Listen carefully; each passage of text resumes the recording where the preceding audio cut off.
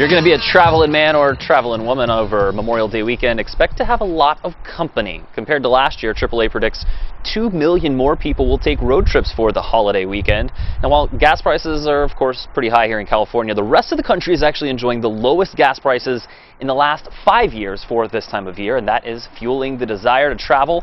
AAA also says airfares are just slightly lower than last Memorial Day, so some people will be taking to the skies as well. But if you are one of those people that's going to be taking a road trip, loading up the family and headed somewhere for the long weekend, you want to make sure your car is ready for that. So we have Brian Bowersock with West Auto Group here this morning. Good morning. Brian, good morning. People just think, oh, my car is fine. I can just hop in there and take a 4-hour road trip, no problem. As we say, it's all fine till it's broken. Yeah, exactly. So we want to prevent that, and that's what we're kind of talking about this morning. Before we get out, and we do know temperatures are a little cooler now, but they will be rising as we get into the summer. So a couple services that are very important to keep an eye on. One is the cooling system.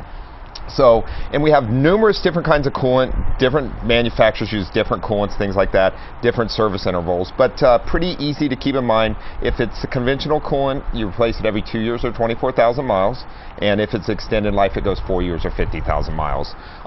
Who's ever serviced your vehicle should kind of keep you on track with that, and you should be replacing the thermostat at the same time.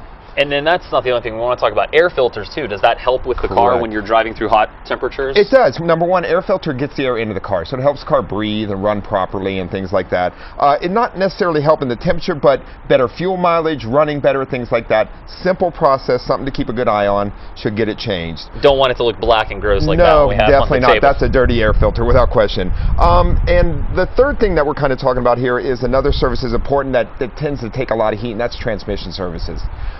We see more transmission failures when temperatures get high from people not servicing them. The only thing you can do is replace the fluid and filter on a transmission. So getting that done between 15 and 20,000 miles regularly will keep your transmission in good working order.